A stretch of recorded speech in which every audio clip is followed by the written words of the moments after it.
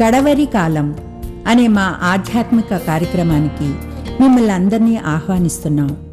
శాశ్వతమైన ప్రేమతో మనల్ని ప్రేమిస్తున్నారు యేసు ప్రభు వారు. మన కొరకు ఆయన శిలువ మీద ప్రాణం పెట్టారు. ఆయన నమ్మిన వారందరికీ ఉచితంగా రక్షణ ఇస్తున్నారు. ఆ ప్రేమగల యేసు ప్రభు వారు త్వరలో వస్తున్నారు రెండోసారి లోకానికి. ఆయన నమ్మిన వారందరినీ పరలోకం తీసుకువెళ్తారు. ఆ ప్రేమగల యేసు ప్రభు నామం పేరిట మిమ్మల్ని అందరినీ కూడా మన కడవరి కాలం కార్యక్రమానికి ఆహ్వానిస్తున్నాను. ప్రియ సోదరి సోదరులారా, మనము ప్రకటన గ్రంథం 16వ అధ్యాయంలో చెప్పబడిన 7 తెగుళ్ళ గురించి ధ్యానం చేస్తున్నాం. ఇది నాన్న 6వ తెగుల్లో 2వ భాగం.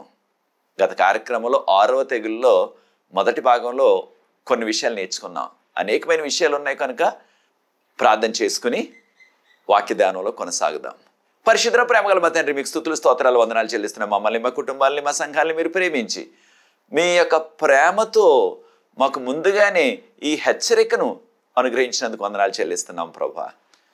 మీ హెచ్చరికను మేము పట్టించుకొని మీ యొక్క వాక్యపు వెలుగులో, మీ ఆజ్ఞల వెలుగులో మేము జీవిస్తూ మీకు యోగ్యమైన కుమారులుగా కుమార్తెలుగా ఈ కడవరి కాలంలో జీవించి త్వరలో మీరు వచ్చినప్పుడు మీరు ఆకళ్ళు ఎత్తబడి ఆ జనాంగంలో ఉండే కృప మాకు దయచేయమని వాక్యాన్ని వీక్షిస్తున్న ప్రతి వ్యక్తిని ఆశీర్వదించండి.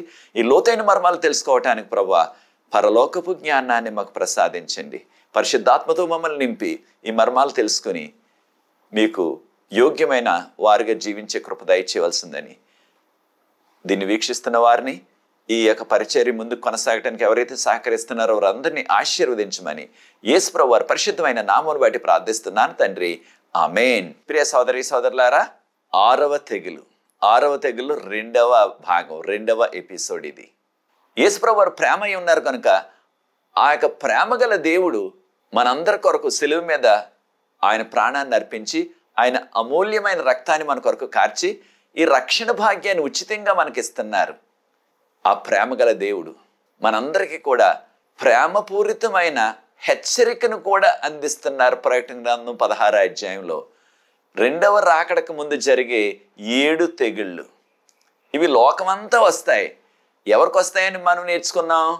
ఎవరైతే దేవుని నమ్మకుండా ఉంటారో, ఎవరైతే ఆ మృగాన్ని పూజిస్తారో, మృగం అంటే ప్రభుత్వం అని చెప్పబడ్డది మనకి, వారికి వస్తాయి అని చెప్పబడ్డది.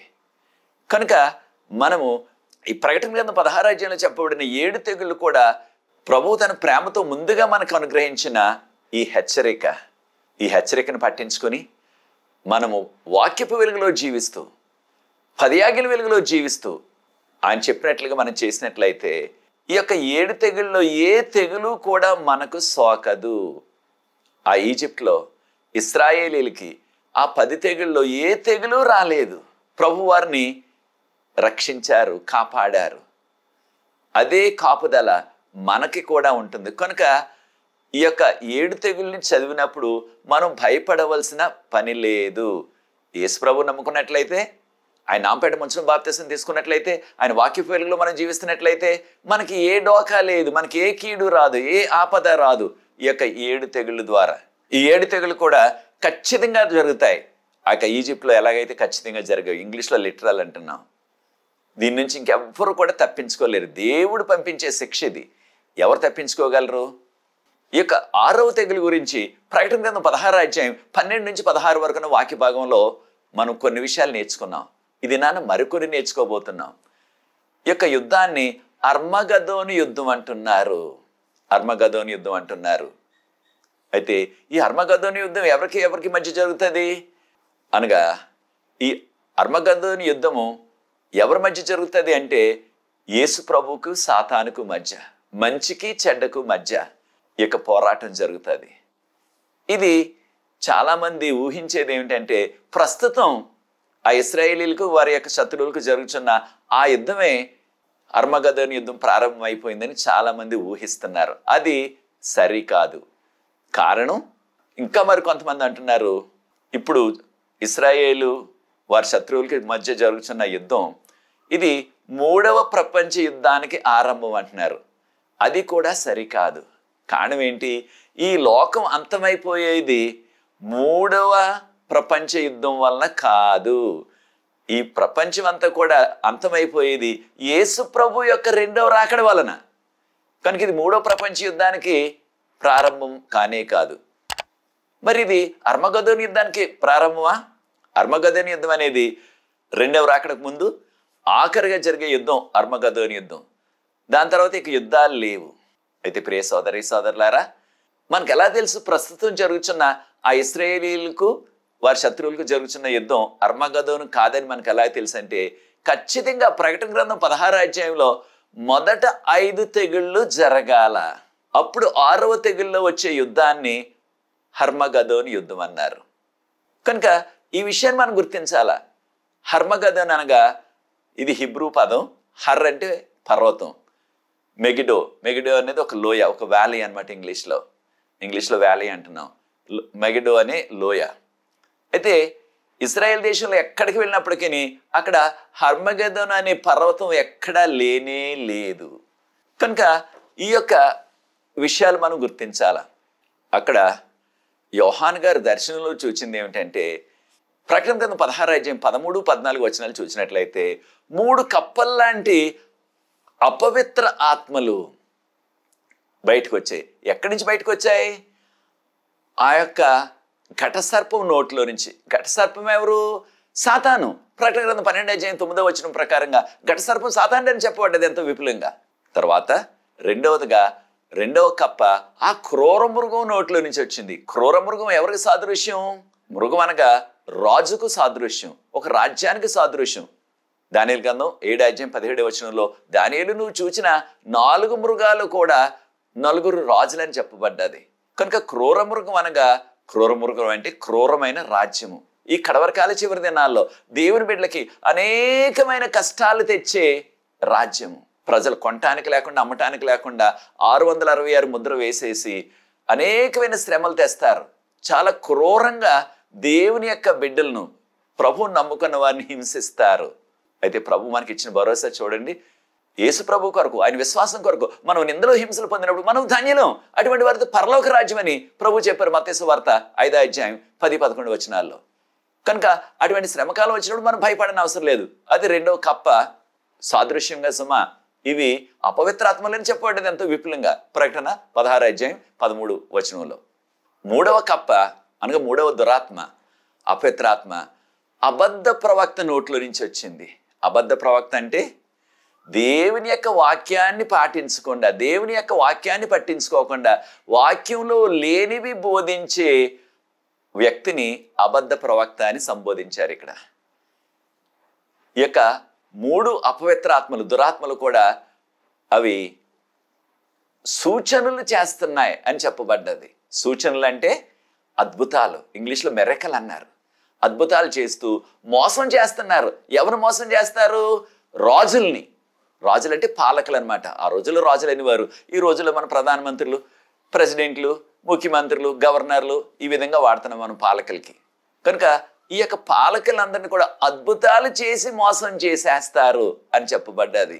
ఏ రకమైన అద్భుతాలు అనగా మొదటి తెగులు నుంచి 5వ తెగులు వరకు కూడా వారికి చెడ్డ పుండ్లు వచ్చేసి, చెగ్గడ్లు వచ్చేసి, శరీరం అంతా తల నుంచి కాలు వరకు కూడా పొక్కులు వచ్చేసినట్లుగా ప్రకటన గ్రంథం 16వ అధ్యాయం 2వ వచనంలో చెప్పబడ్డది. ఆ యొక్క బాధ వారు 5వ తెగులు వరకు కూడా అనుభవిస్తూనే ఉన్నారు. 5వ తెగుల్లో ప్రకటన గ్రంథం 16వ అధ్యాయం 11వ వచనంలో ఆ యొక్క వ్యాధికి వారికి వచ్చిన ఆ యొక్క పుండ్లు వేదన తట్టుకోలేక దేవుని దూషించారని చెప్పబడ్డది. కనుక 6వ తెగుల్లో ఈ యొక్క దురాత్మలు లేకపోతే అపవిత్రాత్మలు వారు చేస్తున్న అద్భుతాలు ఏంటంటే ఆ యొక్క పుండ్లు మానిపోయేలాగా వారు స్వస్థతలు చేస్తున్నారనమాట. ఈ విషయాన్ని కూడా మనం గుర్తించాలా. ఈ కడవరకాల చివరి దినాల్లో సాతాను ప్రజల్ని మోసం చేయటానికి, పాలకుల్ని మోసం చేయటానికి అద్భుతాల్ని ప్రయోగించి ఆ అద్భుతాల ద్వారా ప్రజల్ని మోసం చేసి ప్రజలందరినీ కూడా తన తట్టు తిప్పుకునే ప్రయత్నమే ఈ అద్భుతాల కార్యక్రమం. కనుక ప్రియ సోదరి సోదరులారా, చాలాసార్లు మా సంఘంలో అద్భుతాలు జరగట్లేదు అనుకునే సభ్యులు చాలామంది ఉంటున్నారు. ఎక్కడైనా అద్భుతాలు జరుగుతున్నాయంటే అక్కడికి పరుగుని వెళ్ళిపోతున్నారు. వాక్యానికి ప్రాధాన్యత ఇవ్వకుండా అద్భుతాలకే ప్రాధాన్యత ఇస్తున్నారు. అయితే సాతాను కూడా అద్భుతాలు చేస్తూ ప్రజల్ని మోసం చేసే ఈ పరిస్థితి కడవరకాల చివరి దినాల్లో ఉన్నది. మత్తయి సువార్త 7వ అధ్యాయం 22-23 వచనం చదివినట్లయితే వారు ప్రభుతో అంటారంటే, ప్రభువా నీ నామాన్ని దయ్యాలు వెలగొట్టాం, నీ నామాన్న అద్భుతాలు చేసాం, సూచక్రియలు చేసాం అంటారట. అప్పుడు ప్రభువారు వారితో ఏమనబోతున్నారు? అక్రమము చేయవారులారా నా యొద్ద నుంచి వెళ్ళిపోండి, నేను ఎన్నడూ మిమ్మల్ని ఎరుగను అన్నారు. మరి ఎన్నడూ ప్రభు ఎరగకపోయినట్లయితే వారు ఏ రీతిగా అద్భుతాలు చేశారు, ఏ శక్తితో అద్భుతాలు చేశారంటే ఖచ్చితంగా యేసు ప్రభు శక్తి కాదు. కాను ప్రభు మిమ్మల్ని నేను ఎరుగును అంటున్నారు. ఎన్నడూ కూడా అన్నారు, ఇంగ్లీష్లో నెవర్ అన్నారు. మరి ఎలాగ అద్భుతాలు చేశారంటే రెండు శక్తులు, దేవుని శక్తి లేకపోతే సాతాను శక్తి. కానీ సాతాను శక్తులతో చేస్తున్నారు, పేరేమో యేసు ప్రభువుది వాడుకుంటున్నారు. కనుక ఈ యొక్క 6వ తెగుల్లో కూడా ఈ రీతిగా ఇక అపవిత్రాత్మలు అద్భుతాలు చేసే ఆ యొక్క మోసానికి తెరతీస్తారు. మనం జాగ్రత్తగా ఉండాలి. అయితే ప్రభువుని నమ్ముకున్న వారికి ఏ డోకా లేదు, ఏ కీడు లేదు. ఈ యొక్క తెగుళ్ళు ఏ తెగులు కూడా మనకి సమీపించదు. ప్రకటన గ్రంథం 16:14 ఆ రాజులు సామాన్యులు అనగా లోకస్తులందరినీ కూడా ఆకట్టుకోవటానికి, తన తట్టు తిప్పుకోవటానికి సాతాను చేసే చివరి ప్రయత్నం ఇక అద్భుతాలు చేయించడం. ప్రియ సోదరి సోదరులారా, మనము ఈ విషయాలు గ్రహించాలా. ఒక విషయాన్ని మనం గుర్తిస్తున్నాం, అదేమిటంటే ఈ యొక్క యుద్ధాన్ని, ఈ జరగబోయే యుద్ధం అర్మగద్దోని యుద్ధం, అది ఈ లోకపు ఆయుధాలతో చేసేది కాదు. ఈ బాంబులతో, తుపాకులతో, హ్యాండ్ గ్రెనేడ్స్తో, రకరకాల మారణాయుధాలతో చేసే యుద్ధము కాదు. కారణం ఏంటి? ఇది ఆధ్యాత్మిక యుద్ధం. దేవుడు ఎక్కడ నివసిస్తారు? పరలోకంలో ఆయన సింహాసనం ఉన్నది. ప్రకటన గ్రంథం 16:14 ఆ సర్వశక్తిని మహాదినాన్ని వచ్చే యుద్ధం అని చెప్పబడ్డది. కనుక దేవుడి భూమి మీద లేరు యుద్ధం చేయడానికి ఆయనతోటి. ఆయన నివసించేది పరలోకంలో. పరలోకం వెళ్ళి ఆయనతో యుద్ధం ఎవరు చేయగలరు? ఎవరు చేయలేరు. కనుక ఇది ఈ భూమి మీద జరిగే వాస్తవమైన యుద్ధం కాదు, ఆధ్యాత్మిక యుద్ధం, ఆధ్యాత్మిక పోరాటం. క్రీస్తుకు సాతానుకు మధ్య జరిగే పోరాటం. మనందరికీ తెలిసిన రీతిగా ఎవరైనా సరే దేవునితో యుద్ధం చేసి గెలవగలరా? ఆదిలో సాతాను ఆ ప్రయత్నం చేశాడు. ప్రకటన గ్రంథం 12:7 మిఖాయేలు తన దేవదూతలు, ఘటసర్పం తన దేవదూతలు, ఘటసర్పం అంటే సాతాను, యుద్ధం చేశారు. ఆ యుద్ధంలో ఓడిపోయాడు. అప్పుడు ఆ ఘటసర్పం అనగా సాతాను తన అనుచరుల్ని పరలోకం నుంచి భూమి మీదకి నెట్టేసినట్లుగా ప్రకటన గ్రంథం 12:7 చెప్పబడ్డది. కనుక మరొకసారి అనగా సాతాను ఒకసారి ఓడిపోయాడు పరలోకంలో మిఖాయేలు చేతిలో. మిఖాయేలు అనే పేరుకి అర్థం ఏంటంటే మహోన్నతిని వంటి వాడు. ఎవరు మహోన్నతిని వంటి వాడు? యేసు ప్రభువారు మాత్రమే. కనుక ఆదిలో జరిగే యుద్ధంలో సాతాను ఓడిపోయాడు. అయినప్పటికీ ఈ లోకానికి నెట్టబడినప్పుడు ఆదామును అవ్వను మోసం చేసి వారిని పాపంలో పడగొట్టి, ఆదాము ఈ లోకం అంతటినీ కూడా పాలకుడిగా ఉండాలి, ప్రభువు నియమించారు పాలకుడిగా. ఆ యొక్క పదవిని తను దొంగిలించాడు. అప్పటి నుంచి కూడా ఈ లోకాన్ని అంతటినీ కూడా పరిపాలిస్తున్నాడు. మరలా రెండవ రాకడ ముందు మరలా సాతాను మరి ఒక ప్రయత్నం చేస్తున్నాడు.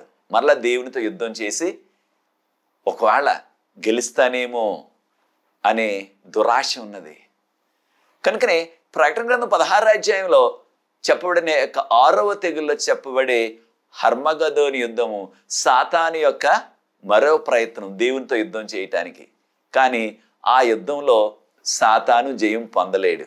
అయితే మనకు అనేకమైన ఉదాహరణలు ఉన్నాయి. దేవుడు తన ప్రజల పక్షాన యుద్ధం చేశారు. తను నమ్ముకున్న ప్రజలు వారు యుద్ధం చేయవలసిన పరిస్థితి రాలేదు. ఈ యొక్క మెగిడో అనే లోయ, మెగిడో అనే ఇంగ్లీష్లో వ్యాలీ అంటున్నాం, అక్కడ అనేకమైన యుద్ధాలు జరిగే పాత నిబంధనలో. న్యాయాధిపతుల గ్రంథం 4వ డెబోరా అమ్మగారు న్యాయాధిపతిగా యుద్ధం చేశారు ఆ యొక్క కానానీయులతో. వారిని దేవుడు సమూలంగా నాశనం చేసేశారు. కానానీయుల్ని దేవుడు నమ్ముకున్న వారు యుద్ధం చేయవలసిన అవసరత లేకపోయింది. అదేవిధంగా న్యాయాధిపతులు 7వ గిద్యోను, ఆ యొక్క అమాలేకీయులు, మిద్యానీయులు వారు 2 లక్షలకు పైగా వచ్చేశారు. మిడతల దండలాగా ఉన్నారు. ఏకంగా వారి మీదకి 300 మందిని ప్రభువు పంపించారు. వారు ఏ విధంగా కూడా యుద్ధం చేయకుండానే దేవుడు వారి పక్షాన్ని యుద్ధం చేసి వారు ఒకరినొకరు పొడుచుకుని చనిపోయారు. ఆ యొక్క శత్రువులందరూ కూడా. ఇశ్రాయేలీలు ఏ రీతిగా కూడా యుద్ధం చేయవలసిన అవసరత రాలేదు. అదే రీతిగా 2వ దినవృత్తాంతాలు 20వ అధ్యాయంలో యెహోషాపాతు రాజుగారు ప్రార్థనాపూర్వకంగా 2వ దినవృత్తాంతాలు 20వ అధ్యాయం చదవండి. యెహోషాపాతు రాజు మీదకి, ఆయన రాజ్యం మీదకి, యెరూషలేము పట్టణం మీదకి, అది యెరూషలేము వారి రాజధాని, దానిని కాల్చేయాలని, ఓడించేయాలని యూదులందరినీ కూడా, యూదా రాజ్యాన్ని వారి చేతిలో పెట్టుకోవాలని ఆ యొక్క 3 దేశాల వారు వచ్చారు. మోయాబీయులు, అమోనీయులు, ఆ యొక్క సియర్ పర్వతం అన్నారు, వారే ఏదోమీయులు, వారే యాషావు సంతానం. వారందరినీ కూడా దేవుడు సమూలంగా నాశనం చేసేశారు. ఒకరినొకరు పొడుచుకుని చనిపోయారు. యూదులు ఈ యొక్క మెగడో లోయకు చేరేసరికి శత్రువులందరూ కూడా శవాలై పడిపోయారు. చూచారా ఎంతటి అద్భుతం చేశారో. కనుక దేవుని నమ్ముకున్న వారు యుద్ధం చేయవలసిన అవసరత లేదు. దేవుడే వారి తరపున యుద్ధం చేస్తారు. ఈ విషయాన్ని మనం గుర్తించాలా. ఇదే రీతిగా దేవుడు ఇశ్రాయేలీల్ని ఈజిప్ట్ నుంచి విడుదల ఇచ్చినప్పుడు అక్కడ కూడా అద్భుతం చేశారు ప్రభు. నిర్గమకాండం 14వ అధ్యాయాన్ని ప్రార్థనాపూర్వకంగా చదవండి. అక్క ఫరో రాజు 600 రథాలను తీసుకుని ఇశ్రాయేలీలందరూ కూడా వెళ్ళిపోమని ఆయనే అనుమతి ఇచ్చాడు కదా. మరలా వీరందరూ వెళ్ళిపోతే మనకి దాసదాసీలు ఎవరు ఉంటారు, మనకి పరిచర్యలు ఎవరు చేస్తారు, మనకి ఇటుకలు ఎవరు చేస్తారు అని వారిని పట్టుకోవడానికి 600 రథాలు, గుర్రపు రౌతులు, సైన్యం గుర్రాలతో వెళ్ళిపోతుంటే వారిని గమనించిన ఇశ్రాయేలీలు ఎంతో భయపడిపోయి రోదించారని చెప్పబడ్డది. ఎంతో దుఃఖించారు. కారణం ముందేమో ఎర్ర సముద్రం, 2 ప్రక్కల పెద్ద పెద్ద పర్వతాలు, వెనకాల శత్రువులు ఈజిప్ట్ వారు తరుముకొస్తున్నారు సైన్యంతో. తప్పించుకునే మార్గం లేదు. మేమందరం కూడా, మేము మా పిల్లలు ఇక్కడ చనిపోబోతున్నాం, మేమందరం కూడా హతమైపోతాం ఇక్కడ అని దుఃఖించారు. దేవుడు అద్భుతం చేశారు. ఎర్ర సముద్రాన్ని తెరిచారు, ఎర్ర సముద్రాన్ని పాయలు చేసేశారు. 6 నెలలు వచ్చేసింది. వారు ఆ 6 నెలల్లో వెళ్ళటానికి వారు దుఃఖిస్తుంటే మోషే గారు అన్నారు, నిర్గమకాండం 14వ అధ్యాయం 13వ వచనంలో, మీరు నిలిచుండి చూడండి యెహోవా చేసే ఆ రక్షణ కార్యం, యెహోవా మీ పట్ల చేసే ఆ యొక్క గొప్ప అద్భుతం, నిలిచుండి చూడండి అంతే, మీరు దుఃఖించొద్దు అని చెప్పారు. నిర్గమకాండం 14వ అధ్యాయం 14వ వచనంలో, దేవుడే మన పక్షాన పోరాడతారు, దేవుడే మన పక్షాన యుద్ధం చేస్తారు, మీరు భయపడొద్దు అన్నారు. అప్పుడు దేవుడు అద్భుతం చేసి ఆ ఎర్ర సముద్రాన్ని 2 పాయలు చేసేశారు. 6 నెలల అనుగ్రహించారు. ఇశ్రాయేలీలందరూ కూడా ఎంతో సంతోషంతో ఆ యొక్క సముద్రంలో 6 నెలల మీద నడిచి వెళ్ళిపోతుంటే వారిని తరుముకుంటూ వస్తున్న ఈజిప్ట్ సైన్యం కూడా అదే మార్గాన్ని వెళ్ళిపోతున్నారు వారిని పట్టుకోవాలని. నిర్గమకాండం 14వ అధ్యాయం 20వ వచనం ఒకసారి గమనించినట్లయితే, దేవుని యొక్క దూత ఆ 2 వర్గాలకి, ఈజిప్ట్ వారికి ఇశ్రాయేలీల వారికి మధ్య వచ్చి నిలబడగా, ఈజిప్ట్ వారికి ఏమో కటిక చీకటి అయిపోయింది. వారు ఎటు ప్రయాణించాలో తెలియట్లేదు కటిక చీకటిలో ఆ యొక్క రథాలు, గుర్రాలు. ఇశ్రాయేలీలకి సంపూర్ణమైన వెలుగు, వారు క్షేమంగా అవతలకు వెళ్ళిపోయారు. చూచారా ప్రియ దేవుని బిడ్డలారా, దేవుడు ఎంత అద్భుతం చేసేశారో. వారు ఆ ఒడ్డుకి చేరగానే నిర్గమకాండం 14వ అధ్యాయం 28వ వచనంలో ప్రభు చెప్పారు, మోషే నీ చేతిలో ఉన్న కర్రని మరలా సముద్రం మీద ఈ విధంగా చాపమనగానే ఆయన ఎప్పుడైతే దాన్ని చాచారో వెంటనే ఆ సముద్రం 2 పాయలు కూడా మళ్ళీ కలిసిపోయాయి. ఆక ఈజిప్ట్ సైనికులందరూ కూడా, ఫరోతో సహా అందరూ కూడా ఒక్కరు కూడా తప్పించుకోకుండా మునిగి చనిపోయారు. ఇశ్రాయేలీలు కనీసం ఒక రాయి కూడా విసరవలసిన అవసరం లేకపోయింది. దేవుడే వారందరినీ కూడా సమూలంగా నాశనం చేశారు. ఇదే మనం కూడా ఈ కడవరి కాల చివరి దినాల్లో మనకు కూడా జరుగుతుంది. ప్రభు నమ్ముకున్నట్లయితే, ఆయన వాక్యపు వెలుగులో, ఆయన ఆకలి వెలుగులో మనం జీవించినట్లయితే, ఈ లోకమంతా కూడా ఉన్న అధునాతనమైన ఆయుధాలతో మనకి వ్యతిరేకంగా వారు పోరాటానికి వచ్చినప్పటికీ మనము ఆయుధాలు తీసుకుని పోరాడవలసిన అవసరత లేదు. దేవుడే మన పక్షాన్ని పోరాడతారు. మన యొక్క బలము ప్రార్థన, మన యొక్క బలం వాక్యము. ఈ విషయాన్ని మనం గుర్తించాలా. ప్రకటన గ్రంథం 19వ అధ్యాయాన్ని గమనించినట్లయితే, దేవుడు తెల్లని గుర్రం మీద ఆసీనుడై వస్తున్నట్లుగా మనకి ఇక్కడ చెప్పబడ్డది. ప్రార్థనాపూర్వకంగా 19వ అధ్యాయం 11వ వచనం నుంచి చివరి వరకు ఉన్న యొక్క వాక్య భాగాన్ని చదవండి. ఎంతో విపులంగా చెప్పబడ్డది. తెల్లని గుర్రం మీద కూర్చున్న ఆ వ్యక్తి పేరు దేవుని యొక్క వాక్యం అని చెప్పబడ్డది. ఇంగ్లీష్లో ద వర్డ్ అంటున్నాం. వాక్యం ఎవరు? ఆది యందు వాక్యం ఉండెను, వాక్యమే దేవుని యొద్ద ఉండెను, వాక్యమే దేవుడై ఉండెను. యోహాను సువార్త 1:14 ఆ వాక్యమే శరీరధారి అయి మన మధ్య నివసించెను అని చెప్పబడ్డది. ఎవరి వాక్యము? యేసు ప్రభువారు. కనుక తెల్లని గుర్రం మీద కూర్చుని వస్తున్న వారు యేసు ప్రభువారు. అయితే ఆ యేసు ప్రభువారితో పాటు పరలోకపు సైన్యాలు అనగా దేవదూతలు వారు కూడా తెల్లని గుర్రాల మీద ఆయన వెంబడించినట్లుగా ప్రకటన గ్రంథం 19:14 చదువుతున్నాం. అయితే చూడండి, వాడి అయిన ఖడ్గం ప్రకటన గ్రంథం 19:15 మనం గమనించినట్లయితే ఆయన నోటిలో నుంచి వాడి అయిన ఖడ్గం వస్తుంది.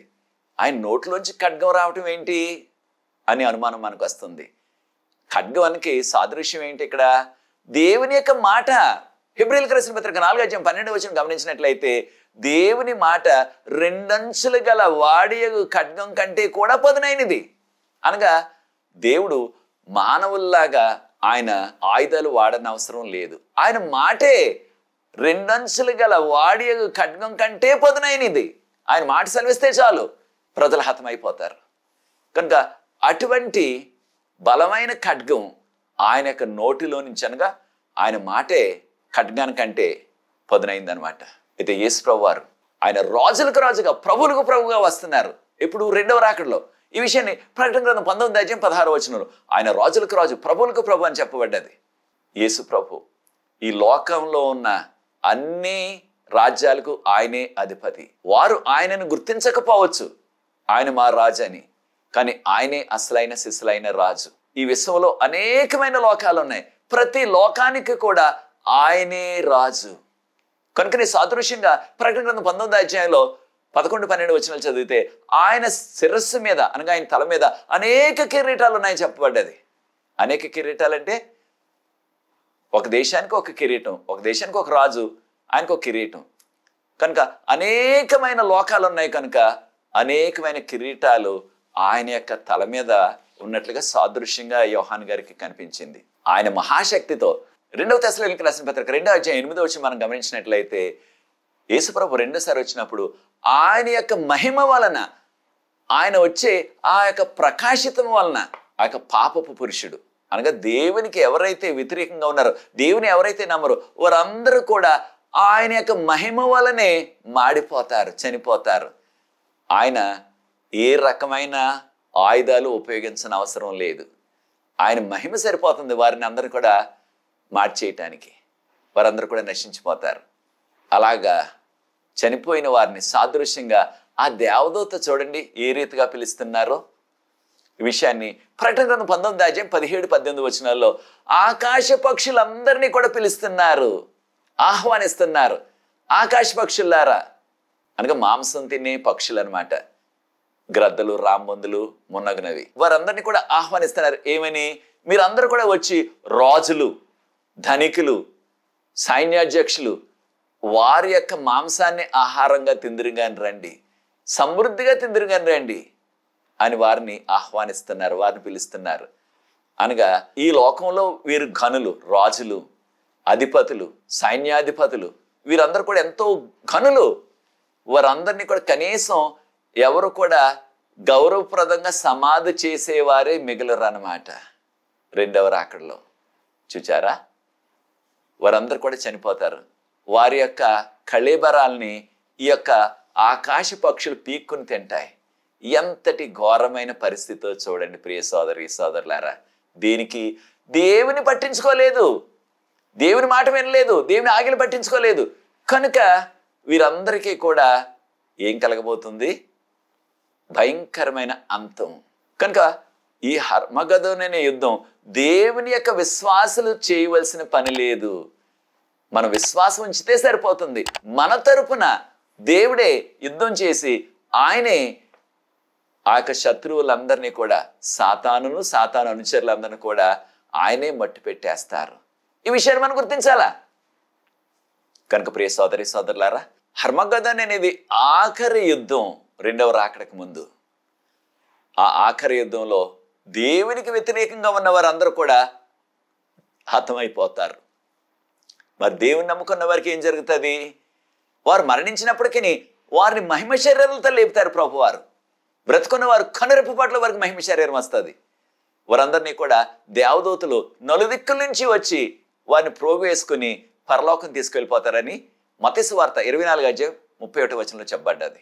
పరలోకం వెళ్ళిన తర్వాత ఆ పరలోకంలో అక్కడ గొర్రెపిల్ల వివాహ మహోత్సవం జరుగుతుందని ప్రకటన గ్రంథం 19 చెప్పబడ్డది. ప్రకటన గ్రంథం 19:9 కాగా ఆ గొర్రెపిల్ల వివాహ మహోత్సవమునకు పిలువబడిన వారు ధన్యులు.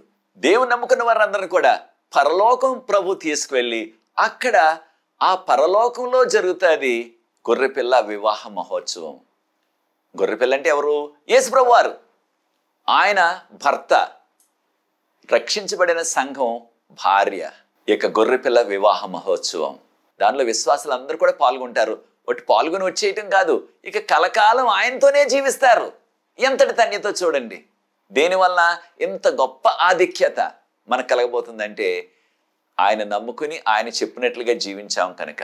ప్రియ సోదరి సోదరులారా, అది ఈ యొక్క గొప్ప అవకాశాన్ని మనం కోల్పోకుండా ప్రభు ముందుగానే ఈ హెచ్చరిక మనకు చేశారు కనుక అంతటి పరలోకంలో వినబడ్డది.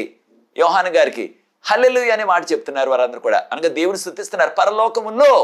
కనుక గొర్రెపిల్ల వివాహ మహోత్సవం చాలా మంది అపోహ పడుతున్నారు. ఎక్కడో మధ్యాకాశంలో జరుగుతుంది, 7 ఏళ్ళు అంటున్నారు ఆ విందు. అది కానే కాదు. వాక్యంలో ఎక్కడ కూడా ఈ యొక్క గొర్రెపిల్ల వివాహ మహోత్సవం విందు 7 ఏళ్ళు అని చెప్పబడలేదు. పరలోకంలో జరుగుతుంది 1000 ఏళ్ళది ఏకంగా. ఈ భూమి మీదేమో అందరు కూడా గతించిపోతారు, భూమి అంతా చీకటి కమ్మేస్తుంది. పరలోకంలో ఆ గొర్రెపిల్ల వివాహ మహోత్సవం జరుగుతుంది. ఎంతటి ధన్యత వచ్చేస్తుందో చూడండి. ప్రభువు నమ్ముకుని ఆయన వాక్యపు వెలుగులో జీవిస్తూ ఆయన ఆజ్ఞ వెలుగులో జీవించినట్లయితే ఈ లోకంలో వచ్చే ఈ హర్మగదోని యుద్ధం వలన మనకి ఏ కీడు కలగదు. యేసు ప్రభువు వస్తారు, దుష్టులందరూ కూడా హతం చేసేస్తారు, మనల్ని పరలోకం తీసుకెళ్ళిపోతారు. అది నీ నిర్ణయం అయినట్లయితే ప్రియ సోదరి సోదరుడా, యేసు ప్రభును స్వరక్షకుడిగా అంగీకరించు. ఆయన నామపేట ముంచడం బాప్తిసం తీసుకో. ఆయన వాక్యపు వెలుగులో, ఆయన 10 ఆజ్ఞల వెలుగులో జీవించినట్లయితే మనకి ఏ డోకా లేదు, ఏ కీడు లేదు, ఏ ఆపద రాదు. ఈ యొక్క 7 తెగుళ్ళలో ప్రభు 7వ తెగులు అయిపోగానే మనల్ని 2వసారి వచ్చి పరలోకం తీసుకెళ్ళిపోతారు. అది నీ నిర్ణయం అయినట్లయితే నాతో ఏకీభవించండి, ప్రార్థించి ఈ యొక్క 6వ తెగులు గురించి 2వ భాగాన్ని మనం ముగించుకుందాం. ప్రార్థన. పరిశుద్ధ ప్రేమగల మా తండ్రి, మీకు స్తుతులు స్తోత్రాలు వందనాలు చెల్లిస్తున్నాం. మమ్మల్ని మా కుటుంబాల్ని మీరు ప్రేమించి ప్రేమపూరితమైన హెచ్చరికను మాకు అందించారు ప్రభువా. మిమ్మల్ని నమ్ముకొని మీకు యోగ్యమైన కుమార్తెలుగా కడవరకాలంలో జీవించి త్వరలో మీరు వస్తున్నారు. మీరు వచ్చినప్పుడు ఆ ఎత్తబడే జనాంగంలో మేము ఉండే కృప దయచేయవలసిందని, దీన్ని వీక్షిస్తున్న ప్రతి వ్యక్తిని ఆశీర్వదించమని, ఈ పరిచయం ముందు కొనసాగడానికి ఎవరైతే సహకరిస్తున్న వారందరూ కూడా ఆశీర్వదించవలసిందని, మీరే మహిమ ఘనత తెచ్చుకోమని యేసు ప్రభువు వారి పరిశుద్ధమైన నామమును బట్టి ప్రార్థిస్తున్నాను తండ్రి, ఆమేన్. ప్రియ సోదరి సోదరులారా, వచ్చే ఎపిసోడ్లో 7వ తెగులు గురించి నేర్చుకోబోతున్నాం. ప్రభు మిమ్మల్ని ప్రేరేపించినట్లయితే ఈ పరిచర్య ముందు కొనసాగటానికి మీరు కూడా పాలుభాగస్తులు అవ్వండి, సహకరించండి. తెర మీద వచ్చే నంబర్కి సంప్రదించినట్లయితే వివరాలు మీకు అందిస్తాం. మనకు ప్రార్థనా బృందం ఉన్నది. ప్రతి సాయంత్రం కూడా విజ్ఞాపన ప్రార్థన చేస్తున్నాం. అనేకమైన జవాబులు ప్రభు ఇస్తున్నారు. ఈ యొక్క అవకాశాన్ని మీరు కూడా సద్వినియోగం చేసుకోండి. ప్రభు మిమ్మల్ని అందరూ కూడా దీవించగాక. God bless you. వచ్చే ఎపిసోడ్లో 7వ తెగులు గురించి నేర్చుకుందాం. God bless you.